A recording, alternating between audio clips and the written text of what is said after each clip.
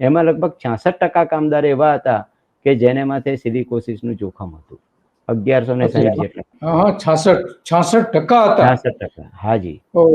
તો આ તો ખરેખર બહુ ગંભીર બાબત કહેવાય. આટલા મોટા પ્રમાણમાં જો હોય તો સ્વાભાવિક છે કે એની અસર તો એના રોજબરોજના જે જીવનમાં છે એ ગંભીર અસર ઊભી થાય, સ્વાભાવિક છે. તો આ આખી જે વાત છે બહુ ગંભીર એટલા માટે છે કે રાજ્ય સરકારે જે જાહેરાત કર્યું હતું કે મોરબીના સિરામિક ઉદ્યોગ માટેના અલગ અલગ બધા લાભોની જાહેરાત કરે છે, પણ કામદારોને આજ સુધી ક્યારેય આપણે જાણીએ છીએ કે રાજ્ય સરકાર અને કેન્દ્ર સરકાર જાહેરાત કરતી નથી આ સિરામિક ટાઇલ્સ પરની જે ડ્યુટી દૂર કરે છે.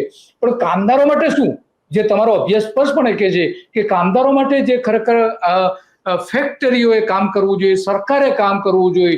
ભલે તમે 400 કરોડ રૂપિયા એના રાહતો આપો, આ તે બધું જ બરાબર છે, ઉદ્યોગોને તમે આગળ લઈ જાઓ એની સામે પણ વાંધો નથી, પરંતુ એમાં જે કામ કરનારાઓની ચિંતા કેટલી કરવામાં આવે છે એ તમારા અભ્યાસમાં શું દેખાય છે? એટલે કોઈ ચિંતા કરતું નથી, કોઈ જ કશી ચિંતા નથી કરતું.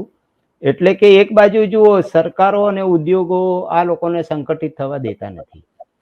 એટલે કામદાર સંગઠનો થાય નહીં તો એમનું રિપ્રેઝન્ટેશન, એમના ગ્રીવન્સીસ એ સાંભળવા માટેની કોઈ વ્યવસ્થા જ નથી. બીજું કે મોરબી જુદો જિલ્લો બન્યો એને 10 વર્ષ થઈ ગયા, પણ આજ દિન સુધી મોરબીમાં હજી લેબર કોડ શરૂ થઈ નથી.